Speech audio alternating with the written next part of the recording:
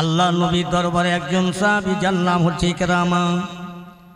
আল্লাহ নবীর দরবারে আসে যায় আসে এত ভালোবাসা বেড়ে গেল অন্তরের হৃদয়।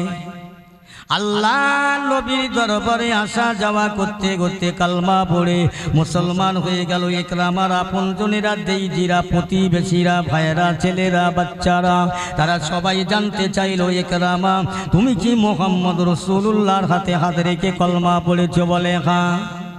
এই সাহস তোমার কম নয় তো? তুমি নবীকে ভালোবেসে কলমা পড়েছো, তোমার কলমা পড়ার স্বাদ মেটাবো, দাঁড়াও। ইকরামাকে তারা ধরাধরি করে নিয়ে চার হাত পা এক জায়গায় করে বাঁধলো, বেঁধে আকার জঙ্গলে, যে জঙ্গলে বাঘের ভাস, ভাল্লুকের বার, মানুষকে গজিব জানোয়ার, ইকরামাকে তারা ধরে ওই জঙ্গলে দিয়ে আসলো। তারা জানে ইকরামাকে বাঘে খেয়ে ফেলবে, কলেমার 7 জনমের মতো মিটে যাবে। ও মুসলমান, আল্লাহ পাক রব্বুল আলামিন বললেন, ওয়ালা তাহিনু ওয়ালা তাহজানু ওয়া আনতুমুল আলা আওলাদিন কুনতুম মুমিনিন। যারা আমার কোন 1 নম্বর মুমিন হবে, আমার নবীর ভালোবাসা হবে, আমার 1 নম্বর মোহব্বতের বান্দা হবে, আমি আল্লাহ কথা দিলাম, কুনতুম মুমিনিন, তারা 1 নম্বর মুসলমান হবে, আমি তাদের দুনিয়ায় তরিয়ে নেব। তারা বেইজ্জতি হবে না, অপমান হবে না, লাঞ্ছিত ঘৃণিত হবে না, তাদের কেউ ক্ষতি করতে পারবে না। আমি আল্লাহ তাদের দুনিয়ায় বাঁচাবো, আখিরাতে জাহান্নাম থেকে বাঁচাবো। একটু জোরে বলা যাবে না সুবহানাল্লাহ? আল্লাহ কথা দিয়েছে, অঙ্গীকার করেছে, বাঁচিয়ে নেবে, বাঁচিয়ে নিয়েছে, প্রমাণ আছে। আমি বাজে কথা বলবার চেষ্টা করব না, আল্লাহ যেন আমার বাজে কথা না বলায়। আল্লাহ পাক বললে, আমি তরিয়ে নেব যারা আমার 1 নম্বরের মুমিন হবে, চিন্তা নেই, ভাবনা নেই, কোনো ভয় নেই। আমার প্যারা মুসলমান, ইকরামাকে তারা ধরে আকার জঙ্গলে দিয়ে আসলো। ওই জঙ্গলার যত বাঘ ছিল, মানুষকে গজিব জানোয়ার ছিল, সবাই এসে তারা ইকরামার হাতের বাঁধন, পার বাঁধনগুলো তারা ধারালা দাঁত দিয়ে, নখ দিয়ে কেটে আমার ভাইয়েরা খুলে দিচ্ছেন।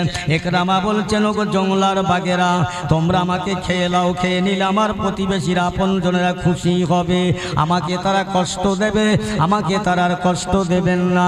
জঙ্গলার বাঘেরা কথা বলে, ইকরামা তোমাকে খাওয়া তো দূরের কথা, তুমি যেমন আল্লাহ রসুলের গোলাম হয়েছ, আল্লাহ রসুলের প্রেমের মানুষ হয়েছ, তুমি যেমন আল্লাহকে মানো, নবীকে মানো, আমার আল্লাহ দুনিয়ায় আমাদের বাঘদের কাল্লা জানালো, এ জঙ্গলার বাঘেরা, আমি তোদের সৃষ্টি করেছি, আমার কথা মতো চলবি, তুমি যদি আল্লাহর কথা মানো, আমরা আল্লাহর কথা মানি।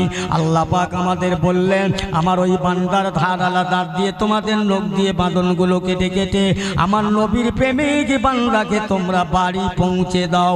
ইকরামা তোমাকে খাওয়া তো দূরের কথা, একটা পশমের ক্ষতি করতে পারবো না, আল্লাহ পাকের হুকুম আমরা পালন করব, তোমাকে বাঁধন খুলে দিলাম, তুমি বাড়ি চলে যাও। জোরে বলা যাবে না, যাও। আল্লাহর হয়ে গেছে, আল্লাহ ওনার হয়ে গেছে, যা তুই আমার, আমি তোর। আল্লাহ বলছে, তুই আমার না, আমি তোর না। চলে গেলেন। তারপর দিন সকালবেলা দেখছে ইকরামা বাড়ি ঘুরছে। কি ব্যাপার? এই ইকরামা, কি ব্যাপার, ঘুরছো কেন? কি করে বাড়ি আসে?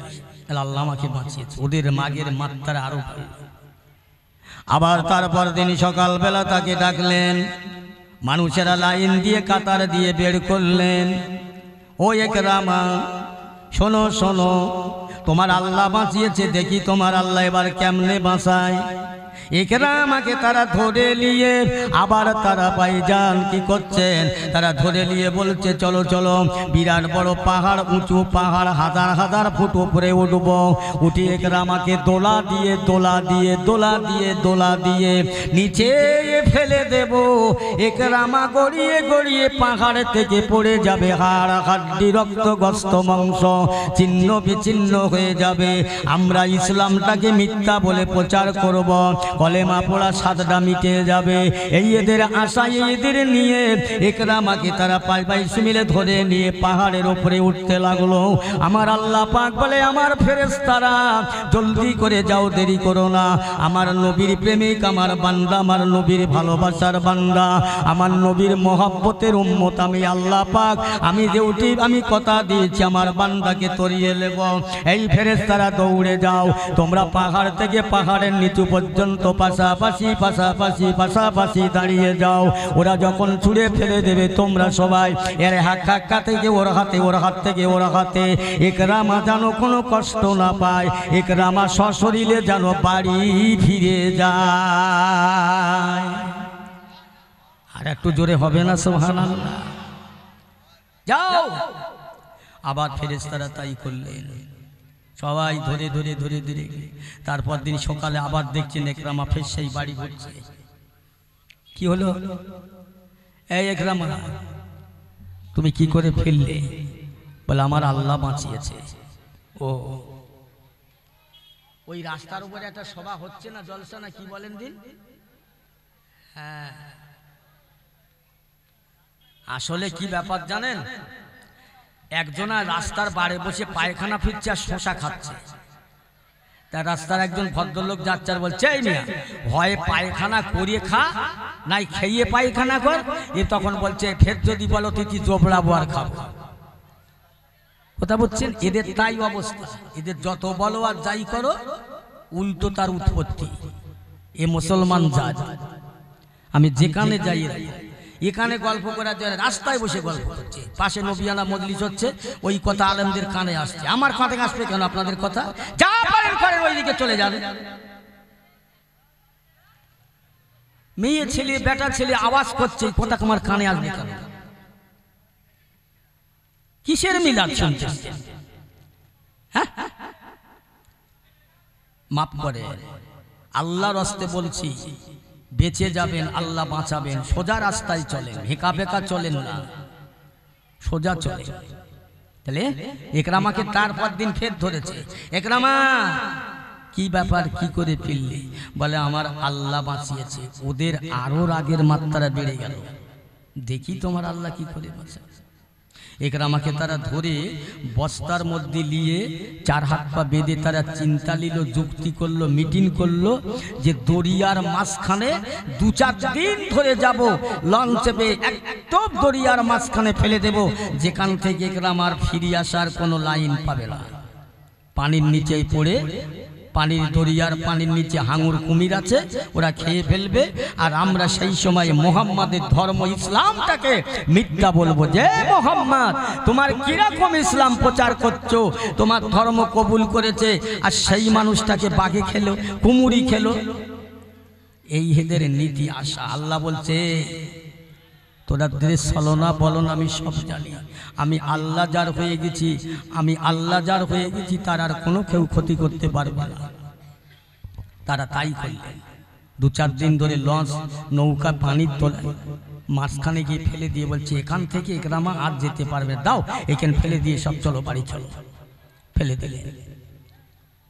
আমার আল্লাহ পাক রব্বুল আলামিন দরিয়ার পানির নিচে যত কুমির ছিল, হাঙর ছিল, মানুষ, পানির জলজন্তু ছিল, সমস্তকে বলে দিলেন, এ পানির জন্তুরা, জঙ্গলে পানির কুমিরেরা, হাঙরেরা, সব তো আমার সৃষ্টি। আল্লাহ বলছে, সব আমার সৃষ্টি, সব আমার কথা। এই ইকরামাকে কেউ খাবেন না, যেভাবে বাড়ি আসতে পারে তোমরা তাই। ইকরামাকে পানির নিচে ফেলে দিয়ে তারা আনন্দ করতে, হাসতে হাসতে ফিরে আসতেছেন। ও মুসলমান, ও আমার আল্লাহওয়ালা ভাইজানেরা, ইকরামাকে তারা ধরে পানির নিচে ফেলে দিয়ে আনন্দ করতে, হাসতে হাসতে ঘরে ফিরছেন। পানির নিচে ইকরামা পড়ে গেলেন, ফেলে দিলেন। এমন ভাইরা কুমিরেরা হাঙরেরা এসে বস্তাটা খুলে তাদেরকে দাপাদনগুলো খুলছেন। ইকরামা বলছো দরিয়ার জীব জানোয়ারেরা, আমি তোমাদের খাদ্য হিসাবে যদি হয়ে যাই খেয়ে নাও। আমার জানে ওরা কষ্ট দেয়, আমার আপনজনেরা খুশি হবে, আমার আপনজনেরা সন্তুষ্ট হবে, তোমরা যদি খেয়ে নাও। পানির দরিয়ার মধ্যে যতগুলো জীব জানোয়ার ছিল সবার একই কথা, ইকরামা তোমাকে খাওয়া তো দূরের কথা, তোমার এক টাকার পশম ক্ষতি করতে আল্লাহ নিষেধ করলো। তুমি যেমন আল্লাহ রসুলকে ভালোবাসো, আমরা আল্লাহ রসুলকে ভালোবাসি। আল্লাহ আমাদের হুকুম করলেন ইকরামা তোমাকে যাতে বাড়ি তাড়াতাড়ি ফিরতে পারো। আল্লাহ পাক আমাদের তাই বলে দিল। ইকরামাকে তারা বাঁধনটা খুলে দিয়ে তারা এক এক লাইনে দাঁড়িয়ে গেল, পিঠের চালে করে বহন করে তারা ইকরামাকে দরিয়ার কিনারায় পারে পৌঁছে দিল।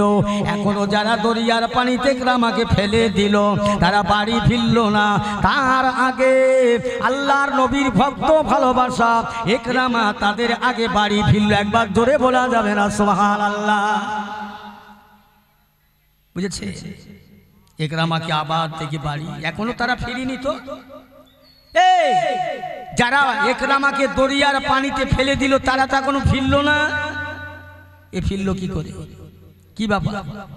ইকরামাকে আবার তারা ডাকলেন, বলো তো ইকরামা কি করে তুমি বাঁচলে? একটাই কথা, আমার আল্লাহ বাঁচিয়েছে। জোরে বলেন না সুবহানাল্লাহ? অনেক মানুষেরা বলে ধান টান ঢালামারা করে বলছে ভাই ধানের মাত্রা কম হয়েছে, তার কারণ হলো সারের মাত্রা কম হয়ে গেছে। ঈমান থাকবে তো? সারের মাত্রা কম। ও বলল না যে আমার নসিবে আল্লাহ যেটা রেখেছিলেন, দুনিয়ায় মানুষ সৃষ্টি করার আগে তার তকদির সৃষ্টি করেছে, তার নসিব সৃষ্টি করেছে। সে কতদিন বাঁচবে, কতটা জমাবে, কতটা কামাবে, কতটা খাবে, তার নসিবে, তার নসিবের খাতায় লেখা আছে। আজকের এখান জলসা হবে, আমি জলসা করব, আমার নসিবে লেখা ছিল তাই হচ্ছে। এটা বিশ্বাস করতে হবে। এই বিশ্বাস করার নামই ঈমান। তোমার নসিবকে বিশ্বাস করার নামই ঈমান। আল্লাহ বাঁচিয়েছে বলে দেখি সব লোকের এক জায়গায় হয়ে বলছে আজকে সব চল, ইকরামা কিন্তু জিতে গেছে, আমরা সব হেরে গেছি। জোরে বলুন না সুবহানাল্লাহ? ধরো ইকরামাকে বললেন তুমি বলো তো কি করে বাঁচলে, সমস্ত বিষয়টা বললেন। ইকরামার বিরোধী যারা, দুশ্মন যারা, তারা বলতে লাগলো ও ইকরামা আজ তুমি জিতে গেলে, বিজয়ী হলে, আমরা হেরে গেলাম, প্রস্ত হলাম। চলো না, যে লোকটার হাতে হাত দিয়ে কলমা পড়েছো, মুসলমান হয়েছো, আমরা আর পিছিয়ে থাকবো না, প্রজ্ঞা করবো না।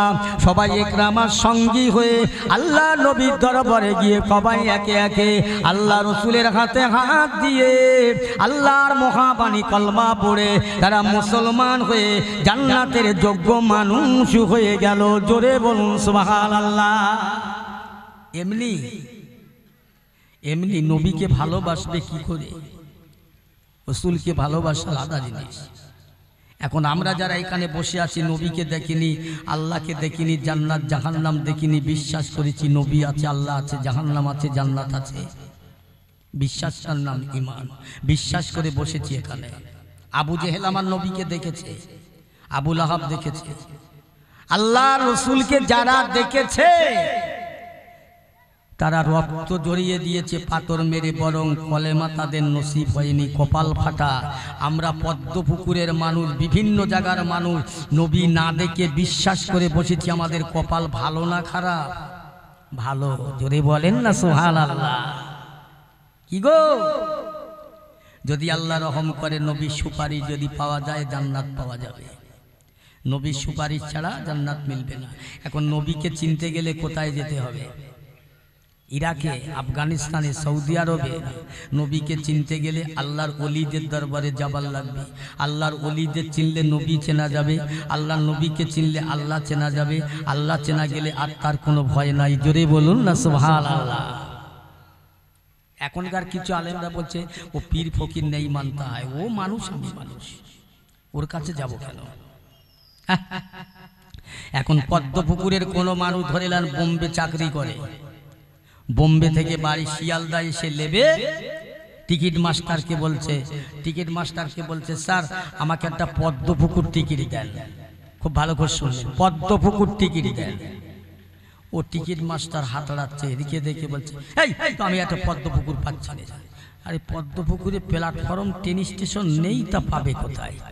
ও নিয়ত করেছে শিয়ালদায় থেকে ট্রেনে উঠবো, দাবার পটেই গিয়ে লাভবো, জীবনে বাড়ি আসতে পারবে? সম্ভব? বাবু এখনকার মোল্লা মৌলবীরা কিছু বলছে ডাইরেক্ট আল্লাহ আল্লাহ রসুলকে চিনবার কারো দরকার নেই। এই পাগল হয়ে গেছে, এত সোজা সস্তা না। আল্লাহ আল্লাহ রসুলকে পেতে গেলে প্রথমে আল্লাহর ওলিদের দরবারে যেতে হবে, বহু প্রমাণ আছে, ইতিহাস আছে। যাক আমি সে কথা বলবো না। তাহলে নবীকে দেখল যারা, কলেমা পড়ল না, বরং নবীর দুশ্মনী করেছে, তারা ধ্বংস হয়ে গেছে, ক্ষতি হয়ে গেছে। নবীকে যারা দেখেনি আজকে তারা বিশ্বাস করে জলসায় বসেছে, কপাল আমাদের ভালো। আমার ভাইরা, দোস্তেরা, আব্বা জানেরা, আবু জেহেল আল্লাহ রসুলকে ছোট করার জন্য সর্বসময় নবীকে কষ্ট দিতে, ছোট করার জন্য। যে কোনো জায়গাতে একটা নবীকে যদি এদিকে দিতে পারে, ইসলামটাকে মিথ্যা বলে প্রচার করবে। আমার ভাইরা, আল্লাহ বলছে পারবি না আমার নবীকে অপমান করতে। আমি আমার বন্ধুকে দুনিয়ায় বলেছি, একটু আগে যাই, আল্লাহ রসুলের দরবারে সাহাবা হুজুররা বলি, ইয়া রাসূলুল্লাহ, হাবিবাল্লাহ, একটু আপনার আল্লাহকে আপনাকে কত ভালোবেসেছে আর আপনি আল্লাহকে কত ভালোবেসেছেন একটু বলুন, আমরা শুনি। আমার নবী হয়েছেন বক্তা, সাহাবারা শ্রোতা, জোরে বলুন না সুবহানাল্লাহ। হুজুর, আল্লাহর সঙ্গে আপনার সঙ্গে কি সুসম্পর্ক আমরা একটু জানতে পারি না? আমার রসুল বলছে কি জানার? বলছে হুজুর বলেন একটু। আল্লাহ রসুল বলছে শোনো, সর্বপ্রথম আল্লাহ পাক আমার নূরকে সৃষ্টি করলেন, আউয়ালা মা খালাকাল্লাহু নূরি, আমার নূরকে তো তৈরি করলেন। তারপরে সব তৈরি করার পরে আমি আল্লাহ রসুল তখন আমার মা আমিনার গর্ভে আসিনি, দুনিয়ায় আসিনি। আমি আল্লাহ তসবিহ পড়তাম, আমি আল্লাহর জিকির করতাম। আল্লাহ রসুলের সাহাবারা কি জিকির? আল্লাহ রসুল আল্লাহর হাবিব বলছেন, আমার সাহাবীরা, আমি রাসূলুল্লাহ তখন দুনিয়ার মায়ের পেটে আসেননি, জগতে আসেন নাই। আমি আল্লাহ পাকে তসবিহ পড়তে লাগলাম। প্রথমে আলহামদুলিল্লাহ আলহামদুলিল্লাহ আলহামদুলিল্লাহ। এই আলহামদুলিল্লাহ 1 বছর নয়, 2 বছর নয়, 70,000 বছর তেলাওয়াত করলাম। 70,000 বছর তেলাওয়াত করে পাল্টে নিলাম সুবহানাল্লাহ সুবহানাল্লাহ সুবহানাল্লাহ। এটাও 70,000 বছর পাঠ করলাম। এ সাহাবীরা, আবার 70,000 বছর পরে পাল্টে নিয়ে আল্লাহু আকবার আল্লাহু আকবার আল্লাহু আকবার এটা পড়তে লাগলাম। এইভাবে আমি রাসূলুল্লাহ দুনিয়ায় তখন মায়ের গর্ভে আসেন নাই। আমি আল্লাহ পাকের জিকির করেছিলাম 1 বছর নয়, 2 বছর নয়। আমি আর আল্লাহ রাসূল দুনিয়াতে আসার আগে আমি 2,10,000 বছর আল্লাহর জিকির করেছিলাম। একটু জোরে বলা যাবে না সুবহানাল্লাহ? 1-2 বছর নয়, কত বছর বললাম? 2,10,000 বছর। তারপর এই আমার সাহাবীর, আমার আল্লাহ পাক আমার জিকিরে, আমার তাসবিহতে এত খুশি হয়ে গেল, এত রাজি হয়ে গেল, এত সন্তুষ্ট হয়ে গেল। আল্লাহ পাক আমাকে হাবিব বলে ডেকে উঠলেন। আমি রাসূলুল্লাহ ওই সময় আমার আল্লাহ পাকে আরো সন্তুষ্ট করবার জন্য আমি পড়তে লাগলাম, লা ইলাহা, কেউ নাই, ইল্লাল্লাহু, আল্লাহ ছাড়া। জোরে বলুন সুবহানাল্লাহ। লা ইলাহা না থাকে, আমার আল্লাহ তো আছে। ও আমার সাহাবীরা, আমি রাসূলুল্লাহ তখন মায়ের গর্ভে আসি নাই, দুনিয়া আসেন নাই।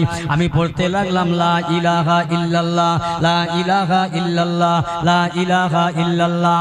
এই পড়া পড়তে লাগলাম, লা ইলাহা, কেউ নাই, ইল্লাল্লাহু, আমার আল্লাহ ছাড়া কোনো মাবুদ নাই। আমার আল্লাহর নবী বললেন, আমি পড়তে লেগেছি লা ইলাহা ইল্লাল্লাহ, আর আমার পরে আমার আল্লাহ বলছে মুহাম্মাদুর রাসূলুল্লাহ, মুহাম্মাদুর রাসূলুল্লাহ, মুহাম্মাদুর রাসূলুল্লাহ। আমার আল্লাহ পাক বলছে, আমার হাবিবে পিয়ারা, আপনি যেমন বলছেন লা ইলাহা ইল্লাল্লাহ, আমি আল্লাহ ছাড়া আপনার কেউ নাই। আমি আল্লাহ বলছি মুহাম্মাদুর রাসূলুল্লাহ, আপনি ছাড়া আমার কেউ নাই। একবার জোরে বলা যাবে না সুবহানাল্লাহ? আল্লাহ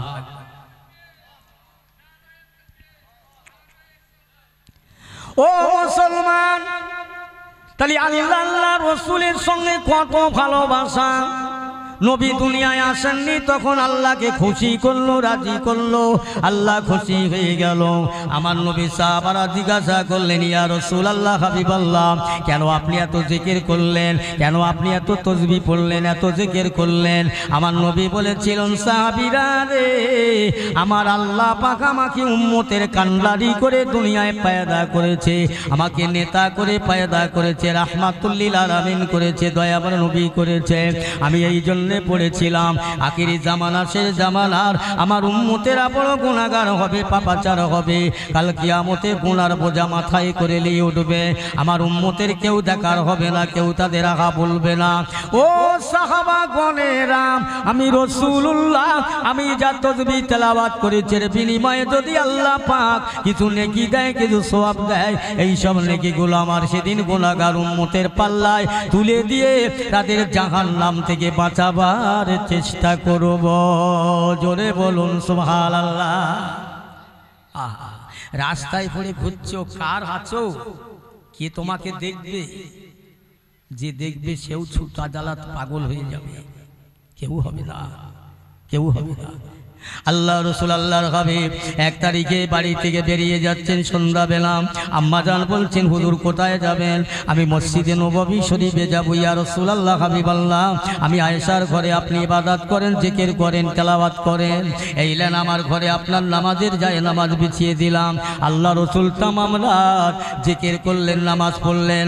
আল্লাহর নবী মসজিদে নববী শরীফে ফজরের নামাজ আদায় করতে যান। আম্মাজান আয়েশা যায় নামাজের পাটিটা তুললেন, top top top top top top করে পানি পড়ে। আল্লাহ রাসূল ঘরে আসার পরে, ইয়া রাসূলুল্লাহ, ইয়া হাবিবাল্লাহ, আপনি যে যায় নামাজে নামাজ পড়েছেন, ওই নামাজের পাটিটা এত ভিজে কেন? আসমানের বৃষ্টি হলো না, ঘর তো ভাঙা ছিল না। ইয়া রাসূলুল্লাহ, এত ভিজে কেন? মনে হয় এখনই যেন পানি থেকে ভিজিয়ে নিয়ে আসলাম। আমার নবী বলছেন, আয়েশা, এই নামাজের পাটিটা ভিজে কেন? আবার জানতেছে আমার কি কাঁদাতে চাও? ইয়া রাসূলুল্লাহ, আমি আয়েশাকে মাফ করবেন, ক্ষমা করবেন। আয়েশা, আমি আমার উম্মতে মুহাম্মাদের জন্য তামাম রাতটা কেঁদেছি। আমার নামাজের পাটিটা দুনিয়ার পানিতে ভিজিনি, খালের পানিতে, বিলের পানিতে, পুকুরের পানিতে, দরিয়ার পানিতে ভিজিনি, আসমানের পানিতে ভিজি না। ও আয়েশা, আমার নামাজের মশাল্লাটা আমি রাসূলুল্লাহর চোখের পানিতে ভিজেছে, কারণ আমার উম্মতেরা বড় গুনাহগার হবে, তাদের মাপের জন্য কাঁদলাম, এত কান্না কাঁদলাম। আমার নামাজের মশাল্লা ভিজে গেল, কিন্তু আমার উম্মতের নাজাতের ফয়সালা এখনো হলো না। আহা, কে কাঁদবে? কে আছে আপনজন? কেউ হবে না। আল্লাহ আল্লাহ রসুল ছাড়া ভালোবাসে। মরে যাব, মরে যেতে হবে, কবরে যাব, কবর হবে। সেই নবীর প্রেমের পাগল যারা দুনিয়ায়, তারা হাসিনি, ইয়াতকি ঠাট্টা করলেন না। আল্লাহ রসুলকে তারা চিনে, আল্লাহ রসুলের মায়া করে, মহব্বত করে তারা দুনিয়া থেকে বিদায় হয়ে গেল।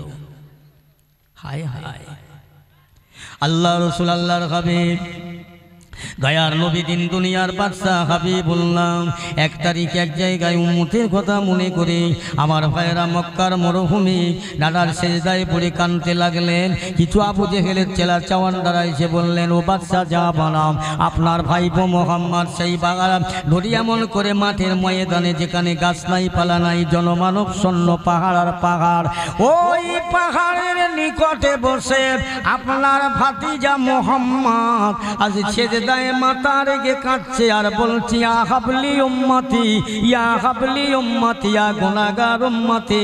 এই সময় আবু জেহেল বলছে, আমার সেনা সৈন্যরা, দেরি করো না, দৌড়ে যাও, দৌড়ে যাও, ছুটে ছুটে যাও, দৌড়ে দৌড়ে যাও। ওই যে উটের নোংরা পচা নাড়ি ভুঁড়ি আছে, ওইগুলো টলি করে তাড়াতাড়ি করে নিয়ে আমার ভাতিজা মোহাম্মদের শরীরে চাপা দাও, ওর মধ্যে পড়ে মারা যাবে, ইসলাম শেষ হয়ে যাবে। আমার আল্লাহ বলে, হয় না, হতে পারে না। তাই করলে বেঈমানেরা আমার নবীকে তারা চিনল না, আমার রসুলকে তারা জানল না। তারা আবু জেহেলের যুক্তি মতো, কৌশল মতো তারা ওই নোংরা জিনিসগুলো নিয়ে আমার রসুল পাকের দেহ মোবারকে চাপা দেয়, নূরের চেহারায় চাপা দেয়। যে নবীর চেহারা দিয়ে ঘামবার হলে মেশকাম্বারের মতো ঘাম বাড়তে, ঘামের বারবার হয়। যে নবীর গায়ে মাছি বসে না, মশা বসে না, সাপ বিচেতে কাটে না, যে নবীর ছায়া জমিনে পড়ে না। ও মুসলমান ইমানদার, আল্লাহ নবীর শরীরে তারা চাপা দিয়ে হাসতে হাসতে ঘরে ফিরলেন। আমার আম্মা জানায় ফাতেমা রাদিয়াল্লাহু তাআলা আনহা, কেউ বলেছে তখন 9 বছর বয়স, কেউ বলেছে 7 বছর বয়স। আব্বাজানকে খুঁজে না পেয়ে আমার ভাইরা বেরিয়ে পড়ে আব্বাজান আব্বাজান আব্বাজান আব্বাজান করে কাঁদতে লাগলেন। দেখতে পেলে শুনতে পান ওই নোংরা নারী ভুঁড়ির ভিতরে থেকে আমার নবীর গলার আওয়াজ আসছে। ফাতেমা আবার কি করলেন, হাত দিয়ে ঠেলতে লাগলেন। এই তো আমার আব্বাজানের কণ্ঠস্বর, ঠেলে ঠেলে ঠেলে ঠেলে সরাতে পারলেন না। ফাতেমা আল্লাহর দরবারে হাত তুলে মোনাজাত করবে, আল্লাহ পাক আজ আপনার বন্ধুকে যারা কষ্ট দেয়, আপনার হাবিবকে যারা কষ্ট দেয়, আল্লাহ আপনি তাদের গজব দেন। আমার নবী আমার রাসূলুল্লাহ কুদরতি ক্ষমতায় বেরিয়েছে, বলছে ফাতেমা হাত নামাও, হাত নামাও, এই দোয়া করো না মা, ওরা আমাকে চিনতে পারেনি, বুঝতে পারেনি, এরা আমাকে জব কষ্ট দিয়েছে মা, তুমি যদি বদদোয়া করো আল্লাহর আযাব পড়ে যাবে, ধ্বংস হয়ে যাবে, আসমানি বালা এসে যাবে, এরা বাঁচবে না। ও ফাতেমা বরং এসো, আমি রাসূলুল্লাহ, তুমি আমার বেটি ফাতেমা দোয়া করি আল্লাহ যেন ওদের হেদায়েত দেয়, ইসলামকে যেন চিনতে পারে। ফাতেমা যদি দোয়া করো, শেষ হয়ে গেলে আমি আল্লাহর পাক দিন ইসলাম কোথায় প্রচার করব মা। দয়ার নবী দোয়া করলেন, আল্লাহ রসুল দোয়া চাইলেন, তবু কারোর প্রতিশোধ নিল না। একটু জোরে বলা যাবে না সুবহানাল্লাহ? আমরা প্রতিশোধ নিই, আমার নবী প্রতিশোধ লওয়া নবী নয়। এসো, ওরা চিনতে পারেনি, ওরা আমাকে চিনিনি, দোয়া করি, দোয়া করছি আল্লাহ যেন ওদের হেদায়েত দেয়, ওরা যেন ইসলামকে চিনতে পারে, তবে তো। আর আজকের নবিয়ানা মজলিস, ইসলামিক মজলিস দিয়ে এই মুসলমানের ঘরের ছেলেরা বাজার করছে, বাজার। বড় দুঃখ লাগে, শুধু এখানে নয়, সব জায়গায় একই হাল, একটা রেওয়াজ হয়ে গেছে। আরে জলসা হচ্ছে, হাজার হাজার টাকা খরচা করে মাওলানারা পকেট ভারী করে চলে যাচ্ছে, প্যান্ডেলওয়ালা জেনারেটরওয়ালা চলে যাচ্ছে, খাবার ব্যাপারী জিলিপিওয়ালা ওরা বেচা কেনা করে নিয়ে চলে যাচ্ছে। জলসা কমিটির লোক কি হবে, গ্রামের লোক কি হবে, ওদের যা ছিল তাই, ওরা যা ছিল তাই। কি লাভ হলো? আমার ভাইয়ের আব্বা জানেরাম, আমি আপনাদের বোঝাতে পারবো না, ওয়াজ শুনে সন্তুষ্ট করতে পারবো না, তবে দুটো কথা বলে যাই। একটা কথা হচ্ছে, আপনি আমি সবাই একটাই কথা মানব, দুটো জিনিস সাথে করে নিয়ে কবরে যাবার নিয়ত করব। দুটোর একটা হলো ঈমান আর একটা হলো আমল।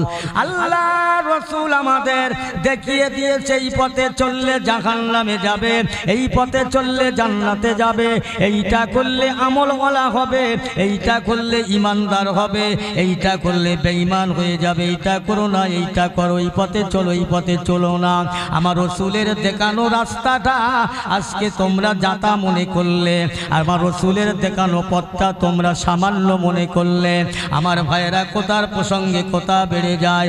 আমার বিশ্ব নবী হাবিবুল্লাহ কেমন নবী, যার গায়ে নোংরা মনে করে উটের পচা নাড়ি ভুঁড়ি চাপিয়ে দেয়। আমার বন্ধুরা, 1 তারিখ আমার রাসূলুল্লাহ দয়াল নবী মাগরিবের নামাজ পড়ার জন্য মসজিদে নববী শরীফে যান। আমার আপনার আম্মা জান, আল্লাহর নবীর বিবি আমাদের আম্মা জান আয়েশা সিদ্দিকা রাদিয়াল্লাহু তাআলা আনহা, যিনি 6 লক্ষ হাদিস পাকের হাফেজা, 30 পারা কোরআন পাকের হাফেজা। হে আল্লাহর নবীর বিবি আমাদের আম্মা জান বলছি, ইয়া রাসূলুল্লাহ হাবিবাল্লাহ, আজকে নামাজ পড়ে আপনি দেরি করবেন না, জলদি করে তাড়াতাড়ি আমার ঘরে আসবেন, একটু কাজ আছে, একটু কাজ আছে। রাসূল নামাজ পড়ে ফিরলেন। আয়েশা, কি কাজ? হুজুর ঘরে একটু বসেন, একটু অপেক্ষা করেন, ইন্তজার করেন। আমার আপনার নবী ঘরে বসে আছেন। আম্মা জান আয়েশা ঘরের জানালা দরজাগুলো সব বন্ধ করে দেয়। রাসূল বলছে, আয়েশা কি ব্যাপার? ইয়া রাসূলুল্লাহ হাবিবাল্লাহ, আমি আয়েশাকে মাফ করবেন, আমি আয়েশাকে ক্ষমা করবেন, আপনি মনে কিছু নেবেন না। ইয়া রাসূলুল্লাহ হাবিবাল্লাহ, আরবের কিছু মহিলারা, মদিনার কিছু মেয়েরা আমি আয়েশার কাছে মসলা ফতোয়া নেওয়ার জন্য তাদের পাঠালেন। হ্যাঁ আয়েশা, ও আয়েশা, তুমি তো 6 লক্ষ হাদিস পাকের হাফেজা, 30 পারা কোরআন শরীফ পাকের হাফেজা, তুমি তো মুহাদ্দিস, তুমি তো মুফতি সাহেব, তোমার কাছে আরবের মহিলারা, মদিনার মায়েরা, বেটিরা মশলা দেবার প্রয়োজন আছে, ফতোয়ার প্রয়োজন আছে, তাই তো তাদেরকে তোমার কাছে তারগা পাঠিয়ে দিয়া রাসূলুল্লাহ হাবিবাল্লাহ। আমি আয়েশা তাতে দুঃখিত নয়, তাতে ব্যতীত নয়, তবে হুজুর আমি দিনের বাগে একটা কাজ করব, ওদের সামনে করতে পারি না। আমি আয়েশার পরনের শাড়িটা ছিঁড়ে গিয়েছে হুজুর, মনে কিছু নেবেন না। আমি দিনের বাগে যদি সেলাই করি ওদের সামনে আপনার সম্মানে আঘাত দেয়া হবে, আপনার ইজ্জতে আঘাত লাগবে, এই জন্য আমি আয়েশা রাতের বাগে সেলাই করতে পারি না, আমার লম্ফ জ্বালাবার মতো তেল নাই। আমার নবী বলছেন আয়েশা একটু পাত্র দাও না, শিশির দাও, দেখি মদিনার বাজার থেকে তেলের ব্যবস্থা হয় কিনা।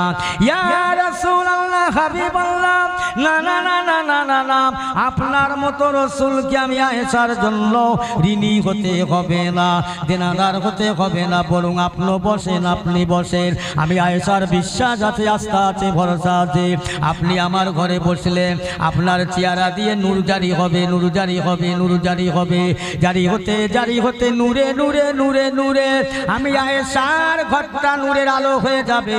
আপনার নূরের আলোতে সূর্যের ছিদ্র দিয়ে আমি সুতোটা পরিয়ে নিয়ে আমি আয়েশার পরনের ছেঁড়া শাড়িটা সেলাই করে নেব। জোরে বলেন না সুবহান।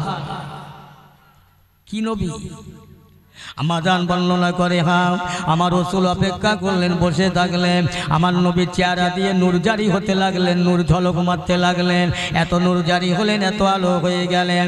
ওরে আমি আয়েশা চামড়ার চোখে সুসের ছিদ্র দেখতে পেয়ে সুতোটা গলিয়ে পরিয়ে নিয়ে আমি আয়েশার পরনের কাপড়টি গুনে আমার নবীর নূরের আলোতে সেলাই করেছিলাম। আর একটু জোরে বলুন সুবহানাল্লাহ। অসুবিধা হচ্ছে নাকি আপনাদের? একটু দরুদ শরীফ আল্লাহুম্মা।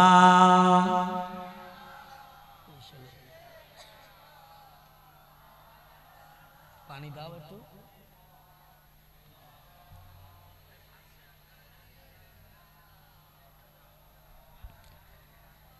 আমি যদি আরব হতাম মদিনার ওই পথ, আমি যদি আরব হতাম মদিনার ওই পথ, ওই পথে চলিতেন আমার নূর নবী হযরত। আল্লাহুম্মা জোরে সাল্লি আলা।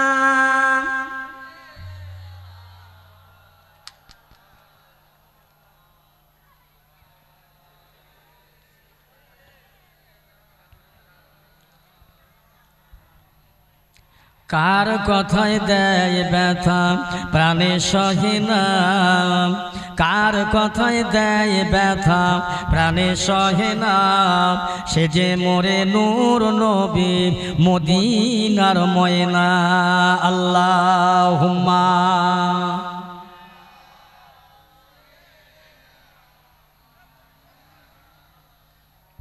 ওয়ালা আলি।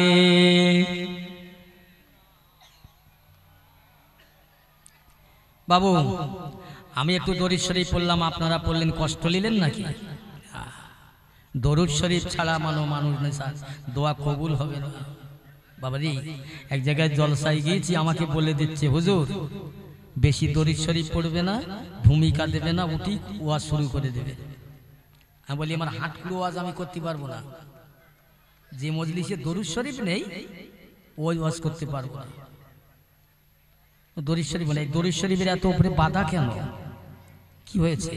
আমার নবীর দরুদ শরীফ সব জায়গায় আছে, আজানে নবীর নাম, একামতে নবীর নাম, আমার নবীর দরুদ শরীফ নামাজের মধ্যে আছে, নামাজের মধ্যে ওই দরুদ শরীফ কেউ যদি না পড়ে তার নামাজই হবে না। নেই, আমরা পড়ি না? আল্লাহুম্মা সাল্লি আলা মুহাম্মাদিন ওয়া আলা আলি মুহাম্মাদিন কামা সাল্লাইতা আলা ইব্রাহিম ওয়া আলা আলি ইব্রাহিম ইন্নাকা হামিদুম মাজিদ। একবার জোরে বলা যাবে না সুবহানাল্লাহ? এই দরুদ শরীফ আছে না নাই? আছে তো। এটা বাদ দিলে কোনো মুফতি সাহেবের নামাজ হবে?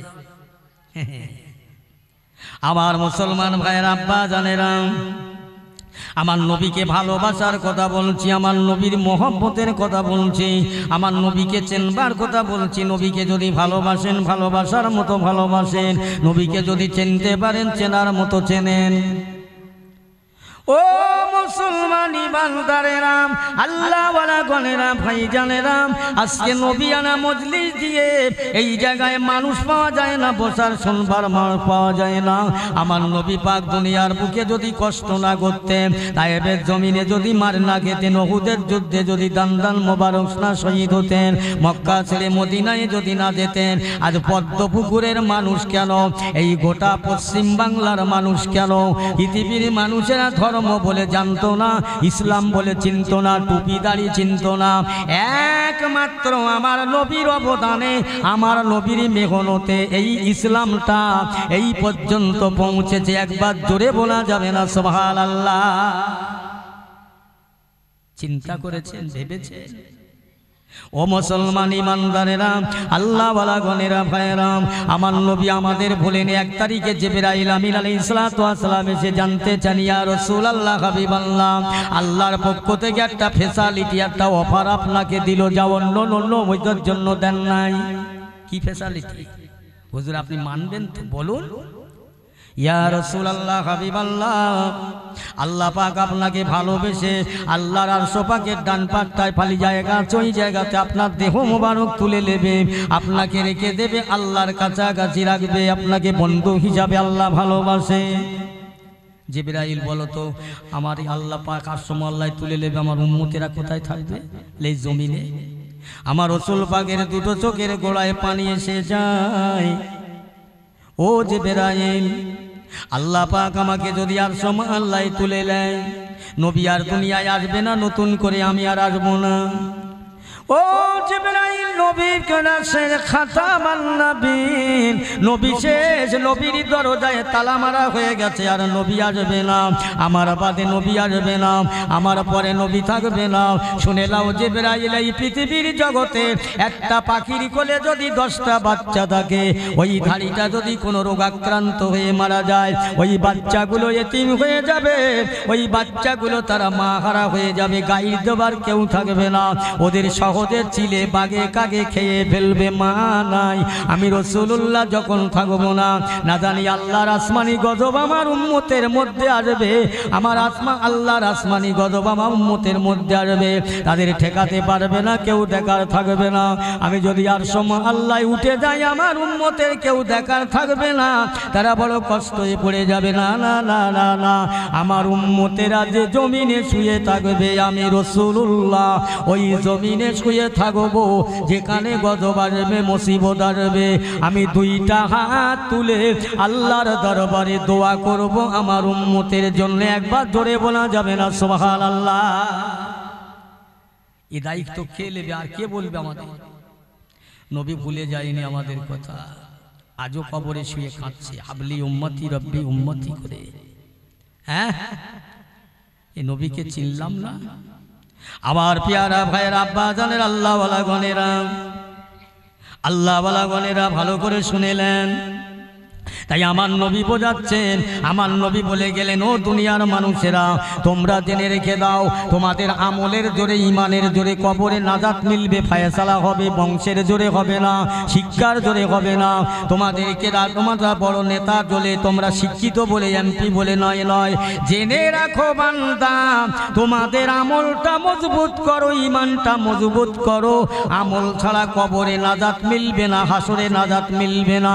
এই প্রসঙ্গে আমার নবী, দয়ার নবী আম্মা জান ফাতেমাকে ডেকে বললে, ও মা ফাতেমা, ও আমার কলিজার টুকরা ফাতেমা, আমি রাসূলুল্লাহ তোমার আব্বা জান বলছি, শুনে নাও। তুমি রাসূলুল্লাহর বেটি বলে, হাসান হোসাইনের মা বলে, আলীর বিবি বলে রেহাই পাবে না। যদি আমল না থাকে, ইমান না থাকে, মা দুনিয়াতে আমল করে পরিপূর্ণ ইমানদার হয়ে কবরে যাবার চেষ্টা করো। ও মুসলমান, যদি রাসূলুল্লাহ তার বেটির এই কথা বলতে পারে, আমরা কত কঠিন গুনাহগার, কত পাপী, আমরা কত আমল করে দুনিয়া থেকে যাব। আল্লাহর নবীর বেটিকেও পর্যন্ত আল্লাহর নবী ছাড়েনি। আল্লাহ যাকে জান্নাতের রানী করেছে, বেহেশতের রানী করে, জাহালিল জান্নাত করেছে, যার ইবাদতে তেলাওয়াতে আমলে যার কম নাই। ইবাদাতে তেলাওয়াতে যার কম নাই, সেই রসুল তার বেটিকে ডেকে বলছে, মা আমল ছাড়া, ইমান ছাড়া নাজাত মিলবে না।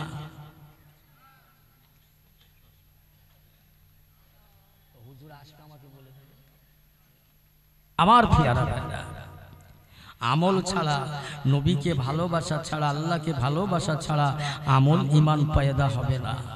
অনেক কাজ আছে, 5 ওয়াক্ত নামাজ আছে, সাধ্যমতো হালাল খাদ্যর দরকার আছে, মিথ্যা কথা পরিত্যাগ করার দরকার আছে, টুকলখুরি, জালিয়াতি, সিটিংবাজি, পরনিন্দা, পরচিৎসা, গীবত, গিল্লা, এর থেকে বাঁচতে হবে, ছেড়ে দিতে হবে, একনিষ্ঠ আল্লাহর বান্দা হতে হবে, আল্লাহর নবীর কথাটাকে অ্যাকসেপ্ট করে মেনে নিতে হবে।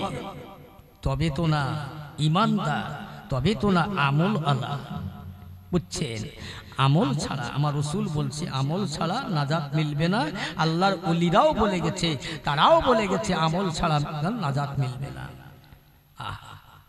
আল্লাহ রসুল আল্লাহর হাবিবের বেটি 1 তারিখে মাজান ফতেমা জাঁতায় গম পাক দিয়ে আটা বানাচ্ছেন। বড় ছেলেটাকে কাঁদছে, কান্না থামাবার জন্য দোলনায় শুইয়ে দিয়ে ফতেমার পায়ে দড়ি বেঁধে টুকটুক করে নাড়া দেয়। ছোট ছেলেটা কাঁদছে, ছোট ছেলেটাকে কোলে নিয়ে দুধ পান করায়, 1 হাত দিয়ে জাঁতা পাক দেয়। ফতেমা এত ক্লান্তির মধ্যে, কষ্টের মধ্যে আল্লাহ নবীর বেটি আম্মা জান ফতেমা তুজ্জাহারা বসে বই কোরআন পাক পাঠ করছে।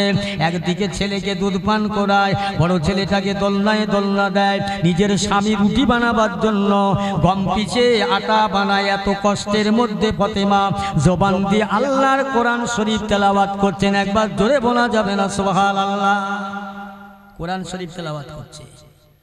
হযরত আলী রাদিয়াল্লাহু তাআলা আনহু বাড়ি আসলেন, ঘরের মধ্যে সালাম দেবেন, দেখছেন মৃদু মৃদু আওয়াজ আসছেন, কোরআন পাকের আওয়াজ। হযরত আলী দাঁড়িয়ে গেলেন, সালাম দিচ্ছেন না। অনেক সময় দাঁড়িয়ে রইল, কোরআন তেলাওয়াত বন্ধ করলো। ফতেমা জাঁতা গুলো গুছিয়ে নিলেন।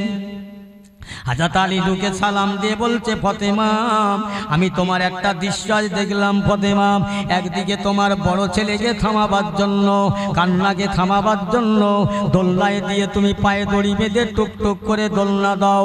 ছোট ছেলে কাঁদছে, তাকে দুধ পান করাও, আবার জাঁতা পাক দাও। এত কষ্টের মধ্যে তুমি আবার কোরআন তেলাওয়াত করছো। ও আমার প্রাণ প্রিয় স্বামী গো, আমার আব্বা বলেছে আমি ফতেমা আমল ছাড়া নাজাত পাবো না। একবার জেনে রাখো, আমার স্বামী কাল ময়দানে মহাশরে যদি আমার আল্লাহ পাক প্রশ্ন করে, ফতেমা আমি তোমাকে মেয়ে ছেলে করেছিলাম, তোমার অন্তরে দয়া মায়া দিয়েছিলাম, ভালোবাসা দিয়েছিলাম। ও ফতেমা, বড় ছেলেকে ভালোবেসেছো, ছোট ছেলেকে ভালোবেসেছো, স্বামীকে ভালোবাসা বেসেছো, স্বামীর খাদ্যর জন্য রুটি বানাবার জন্য গম পিষে আটা বানাচ্ছিলে। ফতেমা এত কাজ তুমি দুনিয়ায় করলে, আমি তোমাকে এত ভালোবেসে পয়দা করলাম, কই আমার কথা কি তুমি ভুলে গিয়েছিলে? ও আমার স্বামী গো, আল্লাহ পাক যদি ময়দানে মহাশরে প্রশ্ন করে তুমি দুনিয়ার এত কাজ করলে, আমি আল্লাহর সঙ্গে কি তোমার সম্পর্ক? আমি ফতেমার জবাব দিতে পারবো না। সেই জন্য এত কাজের মধ্যে দিয়ে আমি ফতেমা আল্লাহর কোরআন তেলাওয়াত করছি, আল্লাহকে খুশি করার জন্যে। জোরে বলুন, আর একটু জোরে হবে না? আমার তোমার ঘরের ফতেমা, ও নামাজ তো দূরের কথা, বুঝেছে? সকালবেলা উঠেছে, বেলা 8টা বেজে গেছে, জিজ্ঞেস করছে, ফতেমা নামাজ পড়েছো? বলছে নামাজ পড়বো, কোচি না পেশাব করে সব কাপড় চোপড় নষ্ট করে দিয়েছে। কোচি যদি একবার পেশাব করে তো কোচির মা 3 বার করেছে। নামাজ সব শেষ। অনেক ফতেমা আছে, অনেক খাদিজা আছে, অনেক আয়েশা আছে। সেই খাদিজা, সেই আয়েশা, সেই ফতেমা না। ও মুসলমান ইমানদারেরা, আল্লাহওয়ালা ভাইজানেরা, বন্ধুরা, আল্লাহ নবী দিন দুনিয়ার বাদশা দয়াল নবী 1 তারিখে কোথায় থেকে ঘরে আসলেন? আম্মা জান খাদিজাতুল কুবরা রাদিয়াল্লাহু তাআলা আনহা আল্লাহর নবীকে কাছে পেয়ে কাঁদছেন আর কাঁদছেন, কাঁদছেন আর কাঁদছেন। ও খাদিজা কেন কাঁদো, কিসের জন্য একবার বলো। কথা বলে না, শুধু কাঁদতে লেগেছে। আল্লাহর নবী ডাকছেন, ফাতেমা তোমার আম্মি জান কেন কাঁদছে, আমি রাসূলুল্লাহ তোমার আম্মি জানকে থামাতে পারি না, একবার তুমি এসো। ফাতেমা এসে বলছে, আম্মা জান কত কত কাঁদছেন, এত কান্না কেন কাঁদছে, কিসের জন্য কাঁদছে। আম্মা জান খাদিজা বলছেন, ফাতেমা তোমার আব্বা জানের কথা ভেবে আমি খাদিজা আমার চোখের পানি ফুরিয়ে ধুয়ে যায়, আমি চোখের পানি ধরে রাখতে পারি না। আম্মা জান কেন, কিসের জন্য। ও ফাতেমা তোমার আব্বা জানের তায়েফের মানুষেরা তোমার মেরেছিল, রক্তে রঞ্জিত হয়ে গেল, উহুদের যুদ্ধে দাঁত ভেঙে গেল। তোমার আব্বা জান যখন বাড়ি ফিরত মাঝে মাঝে কত কষ্ট করে আরবের মানুষেরা তোমার আব্বা জানকে পাথর মারত, ইট মারত। তোমার আব্বা জান আহত হয়ে আমি খাদিজার ঘরে আসতো, আমি সেবা করতাম।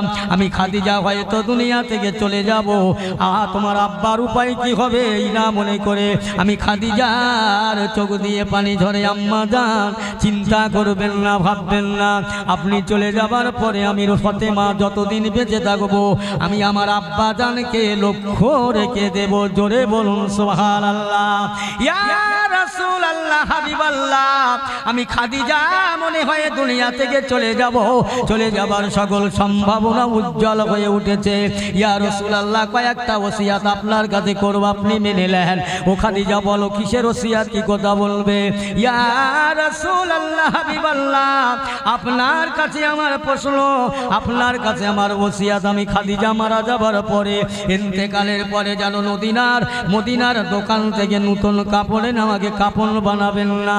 ইয়া রাসূলুল্লাহ, হাবিবাল্লাহ, আপনার পাজামা, আপনার জুব্বা, আপনার পাগড়ি আমি খাদিজা সেলাই করে আমার কাপড়ের জন্য রাখলাম, ওইটা আমাকে কাপন করবে।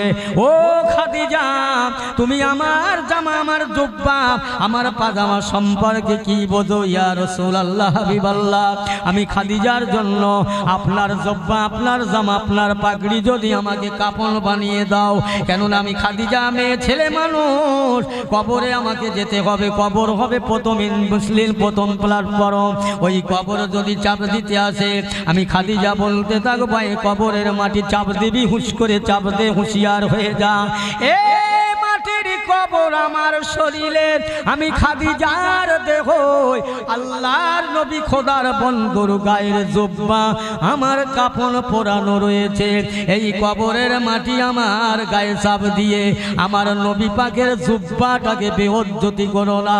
ইয়া রাসূলুল্লাহ, হাবিবাল্লাহ, আমি খাদিজা এতটুকু বলতে পারবো, এই আপনার জামা, আপনার জুব্বা আমার কাফন হবার সুবাদে আমি খাদিজা যদি কবরে না যাতে পেয়ে যাই। জোরে বলুন, আর একটু জোরে বলে। আহা খাদিজা, ইয়া রাসূলুল্লাহ, হাবিবাল্লাহ, আমার কবরটা যখন তৈরি হয়ে যাবে, মেরামত হয়ে যাবে, আপনি আমার কবরটা একটু নেমে পড়বেন, হাত দিয়ে চারিদিকে ঘষে মেজে দেবেন। আপনার ছোঁয়া লাগলে আমার কবর আর আমাকে চাপ দেবেন না। ইয়া রাসূলুল্লাহ, হাবিবাল্লাহ, আর একটা কথা, সবাই মাটি দিয়ে চলে আসবে, আপনি আমার স্বামী, আল্লাহর নবী, ইয়া খাদিজা রাসূলুল্লাহ, আমি খাদিজার কবরের দ্বারে আপনি ইন্তজার করবেন, দাঁড়িয়ে যাবেন। কেন খাদিজা? ইয়া রাসূলুল্লাহ, হাবিবাল্লাহ, যদি মুনকের নেকির আমার কাছে সওয়াল করে, প্রশ্ন করে, আমি মেয়ে ছেলে মানুষ, তো আমার আমল নাই, আমি জবাব হয়তো দিতে পারবো না। সত্যি যদি আমি খাদিজাকে আপনি ভালোবাসেন, খবরদার ইয়া রাসূলুল্লাহ, আমার কবরের ধারে দাঁড়িয়ে থাকবে, মুনকের নেকির প্রশ্ন করবে, আমি যদি জবাব না দিতে পারি, আপনি আমার হয়ে প্রশ্নের জবাবটা দেবেন। একটু জোরে বলা যাবে না সুবহানাল্লাহ। ইয়া রাসূলুল্লাহ, হাবিবাল্লাহ, এগুলো করবেন। নবী বললেন, খাদিজা আমি তোমার ওসিয়াত মেনে নিলাম। ভাইয়েরা আমার, দোস্তের আম্মা জান খাদিজাকে বলিয়া, খাদিজা একবার বলো, তুমি যদি দুনিয়া থেকে চলে যাও, আমি রাসূলুল্লাহ তোমার সম্পদ স্থাবর অস্থাবর, তোমার বেশি 200 টাকা পয়সা ধন সম্পদ আমি রাসূলুল্লাহর কাছে তুমি নষ্ট করে দিয়েছিলে, আর দেওয়ার পরে আমি আমার জন্য রাখিনি, আরবের মানুষকে দান করেছিলাম। এই খাদিজা তুমি ইন্তেকাল হয়ে যাবে, আমি রাসূলুল্লাহর কাছে কিছু খেতে চাও বলো একবার। না না ইয়া রাসূলুল্লাহ, আমি খাদিজা আপনার কাছে কোনো খাবার চাই না, আমার এই ওসিয়াতগুলো আপনি মেনে নেন। খাদিজা দুনিয়া থেকে বিদায় হয়ে গেলে খাদিজার লাশ মোবারক কবরে রাখা হয়, মুঠো মুঠো মাটি দিয়ে নবীর সাহাবারা চলে আসে। আল্লাহ নবী আম্মাজান খাদিজার কবরের পাশে দাঁড়িয়ে রইল। আল্লাহ নবীর সাহাবারা বলতে লাগলেন, হায় হায় নবী এতক্ষণ দাঁড়িয়ে আছে কেন? মনে হয় মা খাদিজাকে নবী বড় ভালোবাসে। অন্য সাহাবীরা বলতে লাগলেন, হুজুর আপনি আপনার বুড়ি খাদিজার জন্য কেন কাঁদেন, অপেক্ষা করেন। আল্লাহর নবী বললেন, সাহাবীরা খবরদার, আর দ্বিতীয়বার আমাকে খাদিজাকে তোমরা বুড়ি বলো না। এ সাহাবীরা তোমরা খাদিজাকে চেনো না, খাদিজাকে চিনতে পারো না। খাদিজা আমার যে বড় ভালোবাসার, খাদিজা আমার যখন আব্বা ছিল না, মা ছিল না, আমার দুনিয়ায় কেউ ছিল না, খাদিজা আমাকে ট্যাকেল দিয়েছিল, খাদিজা আমাকে পছন্দ করে খাদিজার সম্পদ আমার কাছে দিয়েছিল। সেই খাদিজা আমাকে ওসিয়াত করে গেছে, খাদিজার প্রশ্ন করবে, সওয়াল করবে মুনকার নাকির, তিনি বলেছে আমি মেয়ে ছেলে মানুষ হয়তো জবাব দিতে পারবো না, আমার হয়ে একটু জবাব দেবেন। তাই আমি আল্লাহ রাসূল খাদিজার জবাবের জন্য দাঁড়িয়ে আছে। সাথে সাথে জিবরাইল এসে হাজির, ইয়া রাসূলুল্লাহ হাবিবাল্লাহ আপনি যে জন্য দাঁড়িয়ে আছেন আপনি চলে যান, চলে যান। আপনি যেমন খাদিজাকে ভালোবাসেন, খাদিজাকে মহব্বত করেন, আল্লাহ পাক খাদিজাকে ভালোবেসে খাদিজার সওয়াল জবাব হয়ে গেছে। আল্লাহ পাক খাদিজার মুখটা ঘুরিয়ে আল্লাহ আরশ মা আল্লাহ করে নিয়ে, শুধু তাই নয় আল্লাহ পাক আপনার বিবি খাদিজাকে সালাম দিয়েছে।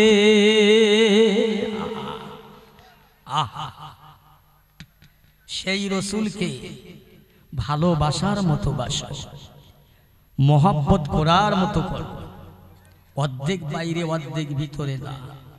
নবী কারো কষ্ট দেয়নি, নবী কারো উপরে হিংসা করেনি, নবী কারো উপরে আঘাত দেয়নি।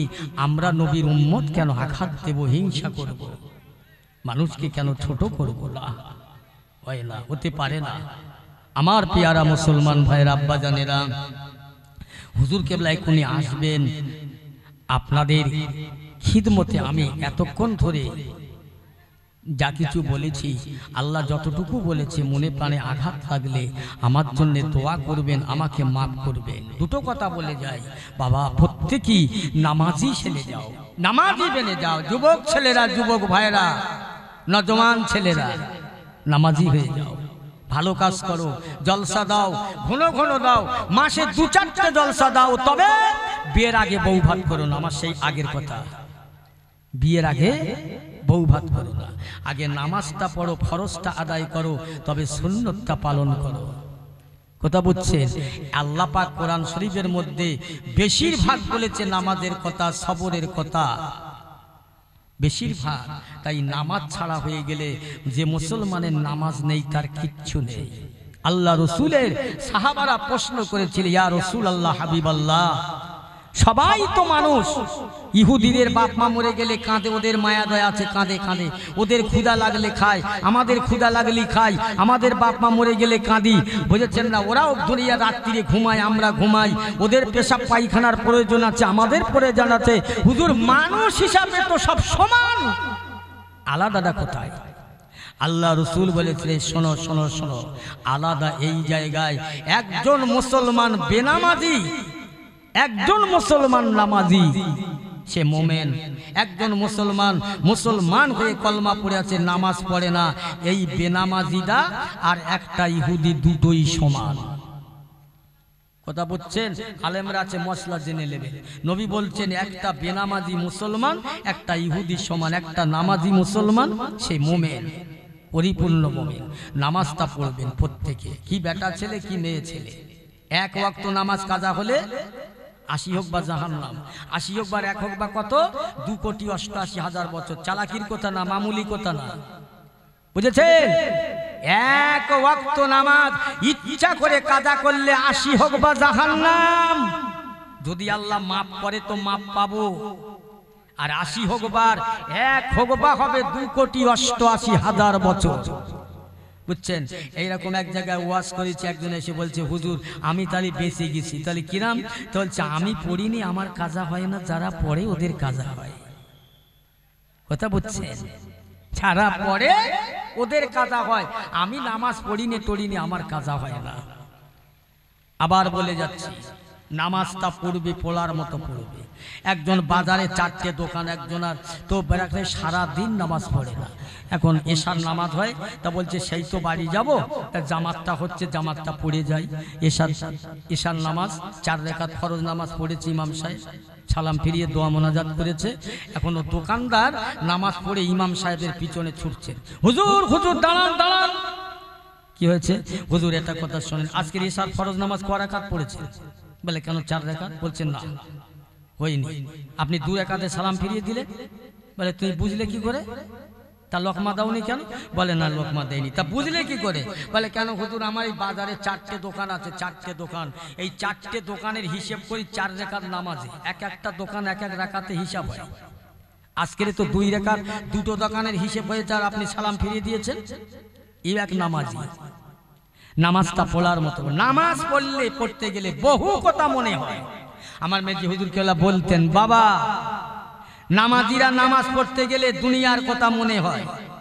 বলছে একজন মানুষ হাল চষছে, নাঙল চষছে, তার মনটা দিল্লি যাচ্ছে, বোম্বাই যাচ্ছে, আরবে যাচ্ছে, বাংলাদেশে যাচ্ছে, তার হাল চষা হচ্ছে কি না? বলছে হ্যাঁ। তা বলছে তুমি নামাজে পড়বে, আস্তে আস্তে অনেক কথা মনে হবে, কিন্তু তোমার নামাজ হয়ে যাবে। জোরে বলুন না সুবহানাল্লাহ। কি গো? আর নামাজের যত রকমের, নামাজ পড়তে বললে হুজুর পরে পড়ব আস্তে আস্তে, আস্তে আস্তে হবে। সব কাজ ধরে নামাজের বেলা আসতে, সব কাজ ধরে নামাজের বেলা আসতে। নামাজ পড়বেন প্রত্যেক বেটা ছেলে কি মেয়ে ছেলে নামাজি হয়ে যাবেন। এ জলসা বরকত হবে। যে বাড়ি নামাজি নেই সে বাড়ি আল্লাহর বরকত হয় না। আল্লাহ রসুলের দরবারে একজন এসে বলছে, ইয়া রাসূলুল্লাহ, হাবিবাল্লাহ, আমার বড্ড অভাব। আল্লাহ নবী বলছে তোমার কিছু আছে? বলছে হুজুর আমার বাড়ির সীমানাতে একটা খাজুর গাছ আছে, গাছটা মরে গেছে, চলো দেখি বাবা। আল্লাহ নবী বরকতের দোয়া চেয়ে দিলেন, দোয়া করি। আল্লাহ নবী গিয়ে দোয়া চেয়ে দিলেন, ওই গাছটা আবার মাথায় ফুল করতে লাগলেন, পাতা জ্যান্ত হতে, ফল হচ্ছে, বিরাট বেচা কেনা হচ্ছে। কিছুদিন পরে দেখা যাচ্ছে ওই গাছের খাজুরগুলো ঝরে ঝরে পড়ে যাচ্ছে। আবার গিয়ে ইয়া রাসূলুল্লাহ, হাবিবাল্লাহ, আমার গাছের খাজুরগুলো সব অকালে ঝরে পড়ে যাচ্ছে। এর আগে আমার এই খাজুর বিক্রি করেছি, খেয়েছি, আমার সংসারটা ভালোভাবে চলছে।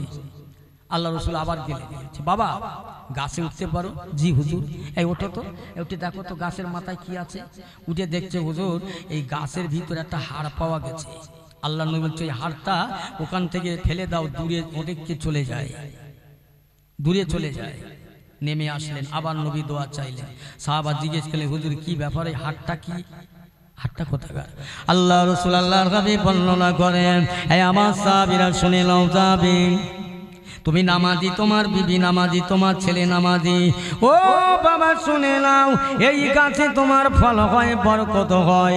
ইবলিস শয়তান সহ্য করতে পারলো না, তোমাকে ধোঁকা দিয়ে তোমাকে ঈমানটা নষ্ট করার জন্য চেষ্টা করে হলো না। এবার তোমার গাছের মধ্যে একটা বেনামাজির হাড় এনে ইবলিস ঢুকিয়ে দিয়ে গেছে, যাতে করে তোমার গাছের ফলটা নষ্ট হয়ে যায়।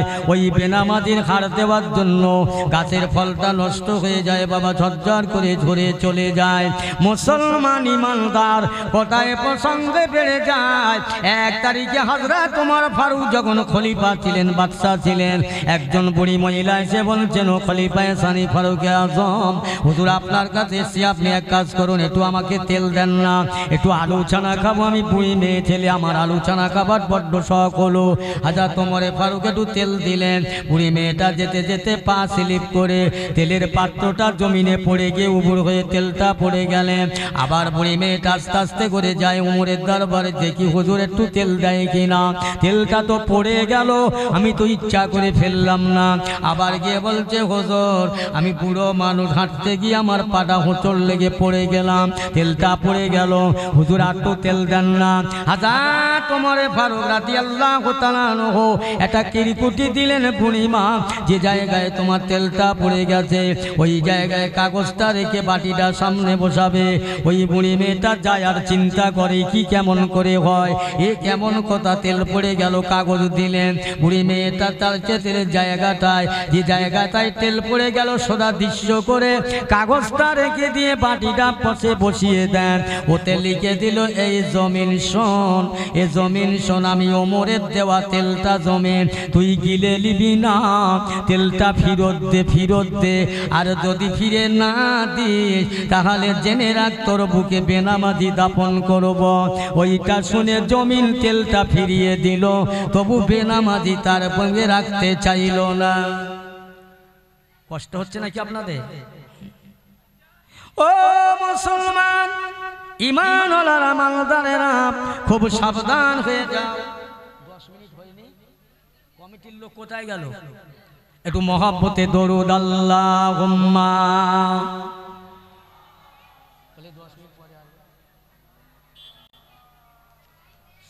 ওয়ালা আলে সাইয়্যিদিনা। আকাশ হতে পড়ল ঝরে কোলে আমিনার, আকাশ হতে পড়ল ঝরে কোলে আমিনার। মালায়েক সব জানায় সালাম তাজিমে তোমার। আল্লাহুম্মা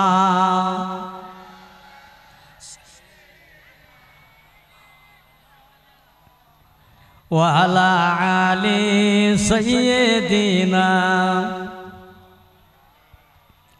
মোহাম্মদ তুমি গো খোদার পিয়ারা, আমিনা মায়ের তুমি নয়নেরই তারা। এসেছিলে তুমি গো সেই নিশিরাতে, মুখেতে মধুর বাণী কোরআন দেহাতে। আল্লাহুম্মা জোরে জোরে সাল্লি আলা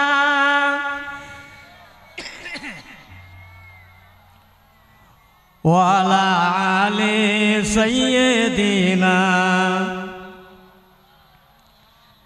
তোমারি আলোক দানে আলোকিত সারা, তোমারি আলোক দানে আলোকিত সারা।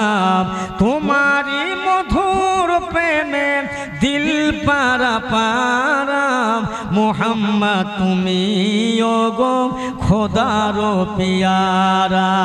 আল্লাহুম্মা সাইয়্যিদিনা মাওলানা মুহাম্মদ ওয়ালা আলি। আমার পিয়ারা ভাইয়ের আব্বা জানেরা, তাহলে কি বলছিলাম? আমার কথা কি ছিল? ইমানদার হয়ে আল্লাহর পাকের ইমানওয়ালা হয়ে আমল নিয়ে কবরে যাবার চেষ্টা করবে। আমার পেয়ারা ভাইয়ের আব্বা জানেরা, ওয়াজ ও নসিহাত মানুষের জীবন ব্যবস্থা, ওয়াজ ও নসিহাত মানুষের পরিবর্তনের রাস্তা, ওয়াজ ও নসিহাত মানুষের খারাপ দিক থেকে ফিরিয়ে আনার রাস্তা। এজন্য ওয়াজ নসিহাত। আজকের ফুরফুরা দরবার শরীফ থেকে হুজুর আসবে, তিনি আমাদের মাঝে কি দিয়ে যাবে? দুটো জিনিস দিয়ে যাবে, একটা হলো দোয়া, একটা হলো উপদেশ। একটা দোয়া, একটা উপদেশ। উপদেশ দিয়ে যাবে, এইটা করো না, এইটা করো, এইটা খেও না, এইটা খাও, নামাজ পড়ো, বেনামাজি সেজো না, বেরোজগার বেহায়া বেকুদার চলো না। হুজুর ওয়াজ করে যাবে, আলেম ওলামারা তাই বলবে। তাম পৃথিবীর মুসলমান একই কথা বলবে, নামাজ পড়তে হবে। আজ পর্যন্ত আপনারা শুনেছেন কোন আলেম বলেছে যে ছাগল গরু জাহান্নামে যাবে? না। ছাগল গরুর জন্য কোনো জেলখানা আছে না? ছাগল গরুর জন্য, জন্তু জানোয়ারের জন্য কোনো হাজত আছে না? থানা আছে না? অফিস আছে? জেলখানা। জাহান্নামে যাবে মানুষ আর পাথর। জাহান্নামের খাদ্য ইন্ধন হবে মানুষ আর পাথর। তাহলে আজকে আমাদের ভাবতে হবে যে আল্লাহ পাক আমাদের সবটাইকে উত্তম করে, শ্রেষ্ঠ করে বানিয়েছে, আমাদিগকে জাহান্নামে দেওয়ার জন্য নয় তো। কেন আমাদের জাহান্নামে দেবে? আল্লাহ আমাদের বলেও দিয়েছে কোরআন পাকের মধ্যে, এইভাবে তোমরা চলো, আমি আল্লাহ তোমাদের শ্রেষ্ঠ করেছি। একটা কবি বলেছে না, আল্লাহ আল্লাহ তুমি জানলে জানালো, শেষ করা তো যায় লাগে তোমার গুণগান। তুমি মাটির আদমকে প্রথম সৃষ্টি করিয়া, ঘোষণা করিয়া দিলে শ্রেষ্ঠ বলিয়া। জোরে বলুন সুবহানাল্লাহ। কি আদমকে আল্লাহ সৃষ্টি করেছেন, সবার থেকে সম্মান করে ঘোষণা করলেন শ্রেষ্ঠ বলে। আজ আমরা হয়ে গেছি শ্রেষ্ঠ চাইতে নিকৃষ্ট। আমরা বহু ওয়াজ নসিহত শুনেছি আল্লাহ করে, এখনো মসজিদে আজান হলে মাঝে মাঝে ইমাম আর মুয়াজ্জিন চালায়। এখনো মসজিদে 1 থেকে 1.5 কাতার হয় না, জুম্মার দিন ভরে যায়, একদম মসজিদ ভর্তি। নামাজ তো ফরজ। আচ্ছা, একটা কথা আমি আপনাদের কাছে জিজ্ঞাসা করি, ভাই জবাব দেবেন, আগে বিয়ে হয় না আগে বউ ভাত হয়? কথা বলেন না। বিয়ে হয়, উল্টো পাল্টা হয়ে যাচ্ছে। এসব উল্টো না। আজ থেকে কয়েক বছর আগে মোবাইলে পয়সা কাটতো 30 দিন, এখন কাটছে 28 দিনে। 28 দিনে শেষ। কিছু ছেলেরা বলছে আমরা বিয়ে করব পরে, বউ ভাতটা করব আগে। কথা বোঝার চেষ্টা করেন। মানে নীলাদ দিলে সোয়াব আছে, না দিলে ক্ষতি নেই।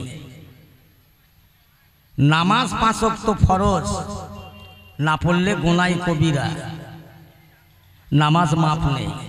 এরা বলছে আমরা নামাজ পড়ব পরে, মিলাদ দেব আগে। তার মানে বিয়ে করব পরে, বউ ভাত করব আগে। কথা বলছে। মিলাদ যারা দেয় বেশিরভাগ, আমি একটা জলসায় গিয়েছি বাবু, কেতাবের কথা বলছি না, আমার বাস্তব জীবনের ঘটনা। একটা জলসায় গিয়েছি, কমিটির ছেলেরা এসে ঘিরে ধরেছে, হুজুর আমাদের জলসার জন্য দোয়া করেন। হুজুর অনেক পয়সা খরচ। কত টাকা খরচ বাবা? হুজুর 1.5 লক্ষ থেকে 2.5 লক্ষ টাকা খরচ। এত টাকা খরচ কিসে? হুজুর এই গ্রামে 1000 মুসলমানের ঘর আছে, প্রত্যেক ঘরে আলো দিতে হয় জেনারেটরে, একদম পুরো গ্রাম আলোয় আলো। ওই পরিমাণে বিরামিন আলেমদের বিদায় সিদায়, প্যান্ডেল, মাই, জেনারেটর সব নিয়ে তো টাকা। আরে বাহ, ভালো। কতজন তোমরা ছেলে চালাও? বলছে হুজুর 80 জন ছেলে। তা আমি বলি 80 জন ছেলে তোমরা কমিটির? বলছে জি হুজুর, আমরা খুব যোগ্য ছেলে, চাঙ্গা ছেলে, আমাদের টাকা নিয়ে জলসা হয়। আমি একটা কথা জিজ্ঞেস করব, সত্যি কথার উত্তর দেবেন তো? বলে হ্যাঁ হুজুর বলে। আর দেখো যেন শেরবেলা মিথ্যা কথা বলো না, মিথ্যে কথা বললে তোমাদের বেকার হয়ে যাবে। তাহলে হুজুর বলেন, আরে 80 জন ছেলের নামাজি কজন বাবু? বলছে হুজুর সত্যি কথা বলতে কি মোটরে জন 5 নামাজ পড়ে। এই শুনছেন তো কথা? জন 5 নামাজ পড়ে। তাহলে 80 জন আর 5 জন নামাজি হলে আর কজনা বেনামাজি হলো? 75 জনা। তাহলে জাহান্নামে যাবার সংখ্যা কতটা? জান্নাতে যেখানে আসছি গাড়ি নিয়ে, রাস্তায় তো পার হওয়া যায় না, এত মানুষ। এখানে লোকটা কোথায়? নিয়ত ঠিক আছে? ও শ্বশুর বাড়ি আসতেছে, বলে আসতেছে আমি শ্বশুর বাড়ির জলসায় যাচ্ছি। ও রাস্তায় আইবুড়ো মেয়ের হাত ধরে, শালির হাত ধরে ঘুরছে, বুঝছেন? আইবুড়ো মেয়ে, আইবুড়ো ছেলে রাস্তার ধার পারে ইদিক উদিক ইদিক উদিক ফুচকা খাচ্ছে। যত ফসকেরা ফুচকা খাচ্ছে। এই মিলাতের নামে অপমান করা, কলঙ্ক। নবিয়ানা মজলিস দিয়ে রাস্তায় ঘুরছে বেহায়া বেপরদার মতো। তাহলে প্রথম কথা হলো ৮০ জনা মানুষের মধ্যে ৭৫ জন বেনামাজি, ৫ জন নামাজি। এই জলসা এরকম হচ্ছে। যত বেশি জলসা হচ্ছে কমিটির লোকেরা বেশিরভাগ নামাজ পড়ে না। এরা বলছে কার সাদা চুলের দ্বারাই সম্ভব না, বুড়ো বয়কে হটাও, আমরা এখন জোয়ান যুবক চালাবো। তা চালাও, চলছে। ওরা বিয়ে করছে পরে, বউ ভাত করছে আগে। আমি এইখানকার কমিটির যারা আছে আমি দুঃখ দিয়ে কথা বলতে আসিনি, আমি কারো কষ্ট দিয়ে কারো দালালি করতে আসিনি, কারো হিস্সা পরায়ণ হয়ে বলছি না। ভালোর জন্য বলছি, মঙ্গলের জন্য বলছি। হক কথা তো বলতে হবে, না বললে কিয়ামতের ছাড় নেই। আল্লাহ পাক জিজ্ঞেস করবে, তোকে দুটো কথা বলার শক্তি দিছিলাম, কেবলমাত্র টাকা নিয়ে তুই খেয়েছিস, তোর বউ বাচ্চা খেয়েছে, কই নামাজি সম্পর্কে বলিসনি, বেহায়া সম্পর্কে বলিসনি, বেপরদায় চলছে বলিসনে। আল্লাহ সেদিন আমাকে ছাড়বে না, আমাকে ছাড়বে। আমি একটা বিচার আপনাদের কাছে দিয়ে যাই। ধরে নেন আমি একটা বক্তা, মৌলভী সাহেব, আমার একটা মেয়ে আছে 18, এখন 16-17 বছর বয়স। আমি বাজার থেকে সন্ধ্যাবেলা বাড়ি আসছি, আমার মেয়ে যাচ্ছে বাজারে, আমাকে দিক বলছে, আব্বা আমাকে 10টা টাকা দাও দিন। এই মেয়ে 10 টাকা কি করবি, এই সন্ধ্যাবেলা কোথায় যাবি? আব্বা আমি একটু বাজারে যাব। কেন? যাব, দরকার আছে। আর কি আছে, তুমি একা যাবি কেন? বলে আব্বা লোক আছে। এখন আমি তো মৌলভী সাহেব চিন্তা করছি, ভাবছি কি করা যায়। এখন এই মেয়েটাকে যদি জোর করে কিছু বলি, তাহলে লোকে বলবে দেখেছো একটা বক্তা মানুষ এই রাস্তার বারে এই মেয়েটার কি বলছে। আবার যদি মারি তা লোক বলবে একটা মৌলভী সাহেব মানুষ, মানুষের কথা বলে, শিক্ষা দেয়, ও রাস্তার মাঝায় ওই মেয়েটা ধরে পিটছে। আবার চিন্তা করছি, সব নয় বাদ দিলাম, যদি কিছু বলি সমাজের লোক হয়তো কিছু না বললে, মেয়েটা যদি বাড়ি গিয়ে তেল খায়, বিষ খায়।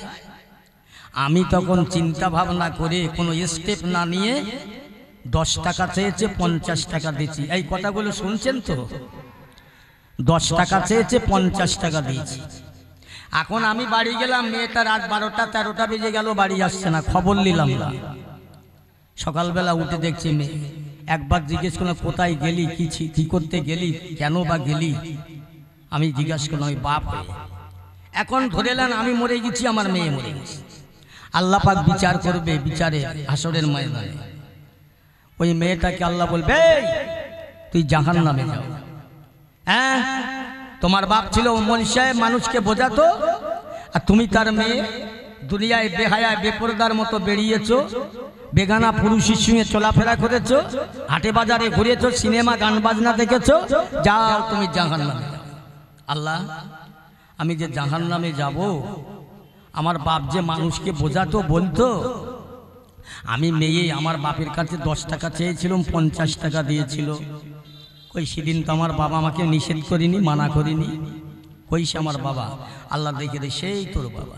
ওই মেয়েটা গিয়ে বাপকে সঙ্গে করে বলে, আব্বা সেদিন তোমাকে 10 টাকা চেয়েছিলাম, 50 টাকা দিয়েছিল, আমাকে বারণ করুনি কেন, নিষেধ করুনি কেন, আমাকে কেন মারুনি? সেদিন আমাকে উৎসাহ দিয়েছিলে জাহান্নামে যাওয়ার জন্যে। আজকে তুমি আমার আগে জাহান্নামে যাও, তারপর আমি 2 বাপ বেটিতে এক জাহান্নামে পড়ে বাপের বুকে আমচি খাবে আর বলবে বল আমাকে মানা করিসনি কেন? বিচার আপনাদের কাছে দিলাম, মেয়েটাই তোমাকে জাহান্নামে আগে ধাক্কা মেরে ফেলে দেবে। এর স্টেপ না নেওয়া। আজকের আমি বক্তা নয়, আমি একটা তক্তা, বুঝলেন? বহু ফুলের খুশবু আছে, গাঁদা ফুলের খুশবু আছে, রজনীগন্ধার খুশবু আছে, গোলাপ ফুলের খুশবু আছে, পাকড়া গাছের খুশবু নেই। আমি হলাম আপনাদের কাছে একজন পাকড়া গাছ, আমার মধ্যে কিচ্ছু নেই। দুটো কথা আমল করে হকের উপরে চালান। একটা মহিলা 4টে পুরুষকে জাহান্নামে নিয়ে যাবে, আল্লাহ রসুল বলেছে। প্রথম তার বাবা, দ্বিতীয় তার ভাই, তৃতীয় তার স্বামী, তারপর তার ছেলে। যদি স্টেপ না লাও জাহান্নামে নিয়ে যাবে। মেয়েরা বেপরদায় ঘুরবে, বাপ হয়ে কিছু বলবে না। তার গার্জেন কিছু বলবে না। আজকে বড় দুঃখ লাগছে, নবিয়ানা মজলিস করে তার আশেপাশে এরকম কথা হবে, বেহায়ার মতো চলবে, আল্লাহ অসন্তুষ্ট হবে, আল্লাহ নারাজ হবে, আল্লাহ বেজার হয়ে যাবে। আমার নবিয়ানা মজলিসে নবীকে চেনেন, যে নবী আমার আপনার জন্য সারাটা জীবন কাঁদলো, আর সেই নবীর মহব্বত করলে না, এখানে বসলে না, একটু কাঁদলে না, একটু চিন্তা করলে না, ভাবলে না? আল্লাহ বলছেন কুল্লু নাফসিন যায়কাতুল মাউত, মউত আমার হবেই হবে অবধারিত।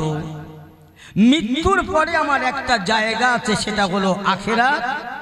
আমার আখিরাত কি হবে, আমার পরকাল কি হবে, আমার কবর কি হবে, আমি দুনিয়ার খবর রাখলাম, পেপার দেখছি, পত্রিকা দেখছি, তামাম দুনিয়ার সব খবর রাখছি, আমার আখিরাতের খবর রাখি না। আমার কি হবে ভাবি না। সারাটা জীবন আনন্দ করলাম, ইয়ার কি করলাম, জীবনটা রঙে রঙিন করে দিলাম, আমার কি হবে ভাবি না। আমার যে একদিন কবরে যেতে হবে, এই ভাবনাটা যারা ভেবেছিল তাদের কাছে শিক্ষা নেন। কাঁদুন, আল্লাহর কাছে কাঁদুন, কান্না ছাড়া দুনিয়ায় কোনো পথ নাই, কাঁদার মতো কাঁদুন। আল্লাহকে যদি চাও, আল্লাহকে যদি ভালোবাসতে চাও, ভালোবাসার মতো বাসো। আল্লাহ রসুলকে যদি ভালোবাসতে চাও, ভালোবাসার মতো বাসো। ইরাম নয়, অর্ধেক ইদিক অর্ধেক উদিকে নয়, কথা বলছেন। যদি তোমার ভালো লাগে আল্লাহ রসুলের রাস্তাটা, তাহলে আল্লাহ রসুলের রাস্তায় পরিপূর্ণ ঢুকে পড়ো। আল্লাহ রসুলের দেখানো রাস্তাটাকে তুমি ফেলে দিও না। তোমার কপাল ফাটা, বদনসিব। আল্লাহর নবীর অপমান করে কোনো মানুষ রেহাই পায়নি। মুসা আলাইহিস সালামের জামানায় একজন কেতাবী আলেম ছিল, যার নাম আপনারা বহুবার শুনেছেন, আমি নতুন কিছু বলতে আসিনি, যার নাম ছিল আবুল হারেস। আর মুসা আলাইহিস সালামের কেতাব ছিল তাওরাত। ওই কেতাবে লেখা ছিল আমার রাসূলুল্লাহর নাম কম বেশি 70 জায়গায়। আবুল হারেসা কেতাবটা ঘেঁটে দেখলো যে এই কেতাব মুসা আলাইহিস সালামের জামানাতে আল্লাহ দিল, এর মধ্যে মুহাম্মদ সাল্লামের নাম কেন না? এই নামগুলো কেটে আমি মুসা আলাইহিস সালামের নামটা বসিয়ে দেব, আল্লাহ খুশি হবে, মুসা খুশি হবে। আবুল হারেসা তাই করলেন, কেটে কেটে ওই জায়গায় মুসা আলাইহিস সালামের নাম বসালেন, আমার নবী পাকের নামটা কেটে দিলেন। সঙ্গে সঙ্গে আমার আল্লাহ সহ্য করলেন না। আবুল হারেসা কেতাবী আলেম, হাক্কানি আলেম, একেবারে সাথে সাথে আল্লাহ পাক এত নারাজ হয়ে গেল, ওকে একটা গোসাপ বানিয়ে দিল, যাকে আমাদের দেশের লোক বাংলা কথায় বলে গুহের খেল সাপ, গোসাপ।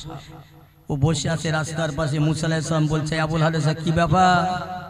হুজুর, আমি অন্যায় করেছি, সেটা আপনার জন্যে করেছি, আমি যদি ভুল করে থাকি সেটা আপনার জন্যই করেছি, আমাকে মাফ করে দেন। আল্লাহর কাছে বলুন, একটু কাঁদুন।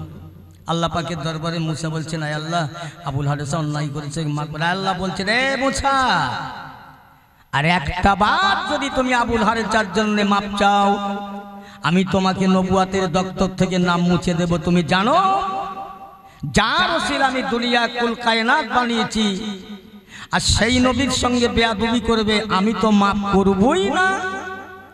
আর তুমি যদি ওর জন্য মাপ চাও, তাহলে তোমাকে নবীর দপ্তর থেকে নামটা মুছে দেব। মুসা আলাইহিস সালাম আর কোনো কথা না বলে ফিরে আসছেন।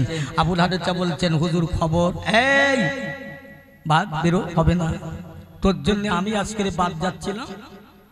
আল্লাহর নবী গো, নাই ভুল করেছি, আমার জন্য মাপ চাইতে হবে না। এখন কি করলে আমি মাপ পাবো, কি করলে ক্ষমা পাবো? মুসা আলাইহিস সালাম বলছেন, আল্লাহ ও কি করলে মাপ পাবে বলেন? এ মুসা, ওকে যার সঙ্গে বেয়াদবি করেছে তিনি যদি মাপ করে দেয়, আমি আল্লাহ ওকে মাপ করে দেব। জোরে বলুন না সুবহানাল্লাহ। সে আখিরি জামানার নবী কবে জারি হবে আমি তো জানি না, আল্লাহকে বলুন। আল্লাহ বলছেন, যাও ওকে পাহাড়ে পাহাড়ে গুহায় গুহায় থাকতে বলো, আমার নবী জারি হবে, তারপর নবীর তেতে মাপ পাবে। অনেক কথা। মুসা আলাইহিস সালাম চলে গেলেন, ঈসা রুহুল্লাহ চতুর্থ আসমানে উঠলেন। 570 বছর দুনিয়ায় নবী ছিল না, নবী হারা দুনিয়া। 570 খ্রিস্টাব্দে 12 রবিউল আউয়াল আমার নবী আসলেন। তারপরে মক্কা থেকে নবী মদিনায় হিজরত করলেন। ওই রাস্তা দিয়ে যাচ্ছেন, ওই আবুল হারেসা আমার রাসূলুল্লাহ দুটো পায়ে জড়িয়ে ধরছেন। আল্লাহর নবী বলছেন, এই আবুল হারেসা পা ছাড়। আল্লাহর নবী গো, আমি আবুল হারেজা যখন বুঝতে পেরেছেন আমার এই দোষা কেন হয়েছেন আপনি তা বিলক্ষণ জানেন, আমাকে মাফ করে দেন। আল্লাহর নবী বলছেন যা, আমি তোকে মাফ করে দিলাম। জোরে বলুন না সুবহানাল্লাহ। সঙ্গে সঙ্গে আবুল হারেজা মানুষ হয়ে গেল। আল্লাহর নবী বলছেন এই আবুল হারেজা, আমার পিঠের চালের জামাটা উঁচু করে দেখো তো। দেখছে মাঝে মাঝে মাঝে মাঝে কাটা। হুজুরি কেন? তুই যে তৌরাত কিতাবে থেকে নামগুলো কেটেছিস, যতবার কেটেছিস ততবার আমার পিঠের চালে দাগ পড়েছে। নবীর সাথে বেয়াদবি করা, হ্যাঁ? নবীর সামনে বেয়াদবি করলে আল্লাহ পছন্দ করে না, আল্লাহ ভালোবাসে না। আল্লাহ রসুল এক তারিখে রাস্তা দিয়ে যাচ্ছেন, একজন মানুষ কাঁদতে কাঁদতে যাচ্ছে। কোন নবী? জিজ্ঞাসা করছেন বাবা কাঁদতে কাঁদতে যাচ্ছ কেন? আমার নবী কি মুসলমান কি অন্য জাতি দেখতেন না? নবী দেখতেন সব মানুষ। বলছে হুজুর, আমি আবু জেহেলের কাছে কয়েকটা টাকা জমা রেখেছিলাম, টাকাগুলো দিচ্ছে না। আল্লাহর নবী বলছেন চলেন, টাকা আদায় হবে ইনশাআল্লাহ, টাকা আদায় হবে, চলেন। এখন আমাদের দেশে নয়মদ্দি টাকা রেখেছে জয়নদ্দির কাছে, কিছুদিন পরে গিয়ে বলছে জয়নদ্দি ভাই টাকাগুলো দেন। এ বলছে কিসের টাকা? বলে কেন, আমি 10,000 টাকা তোর কাছে আমানত হিসাবে রেখেছিলাম। এই আর একবার যদি বলিস একদম মেরে ছাল ছাড়িয়ে দেয়। কায়দা খুঁজে পাও না? টাকা রেখেছিলি কে জানে? কে জানে? টাকা রেখেছিল যে রেখেছে ওই জানে, যে লেছে ওই জানে, আর আল্লাহ জানে, আর তো কেউ জানে না। এ কানতে কানতে বাড়ি ফিরছে, অঞ্চল প্রধানের সাথে দেখা। এই কাঁদছিস কেন রে? বলছে ভাই টাকা রেখেছিলাম জয়নদ্দির কাছে, 10,000 টাকাগুলো দিচ্ছে না। এই আর একবার জবান দিয়ে বলবি না 10,000, বল 30,000, বল 30,000। 30,000 টাকা তোরে উদ্ধার করে দেবো, আমার কত দিবি? এ ভাই এ কন্টাক্ট হয় না? হয় না? এটা কথা বলেন না আমার সাথে?